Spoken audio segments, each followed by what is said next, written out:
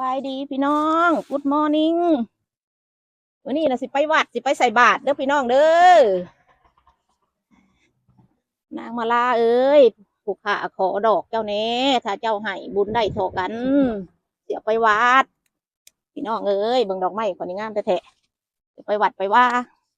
เห็นสั้นแล้วพี่น้องความเว้าแต่เก่าเนาะเพิ่นดอกมาลาคือกันกับเพิ่นเป็นนางผู้หญิงเฮากันล่ะเสียไปวัดมื้อนี้งามบ่พี่น้องเด้ไปวัดไปว่าเพิ่นขึ้นมาใหม่ปลูกมาโลดขึ้นมางามแท้ๆจังซี่ล่ะพี่น้องเอ้ยความเว้าหั่นคือกันกำนังบัวลาเพิ่นว่าบัวลาเอ้ยขอดอกเจ้าแหน่ถ้าเจ้าให้บุญได้เท่ากัน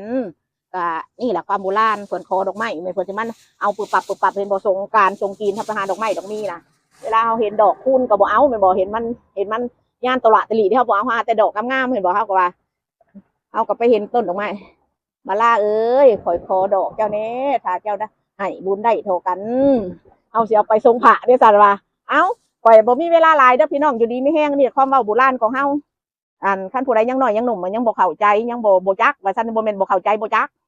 แต่ว่าข่อยพังเอ้าสิขึ้นไปล่างแล้วก็สิไปวัดเอาบุญนำกันบ๊ายบายสัมมุตัสสะ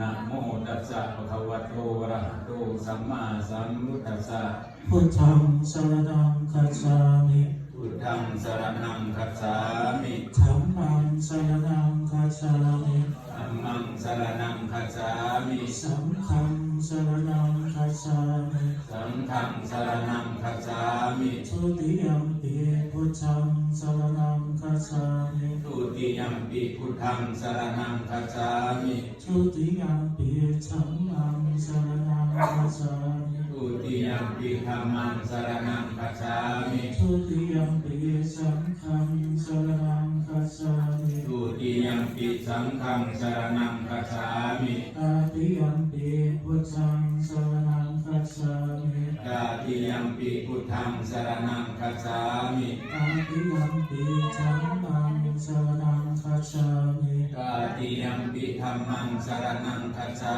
มิตติยัมปิสังฆังสรณังคัจฉามิตติยัมปิสังฆังสรณังคัจฉามิเจสรณะกัมมนามิจิตังสาธุอมหันเต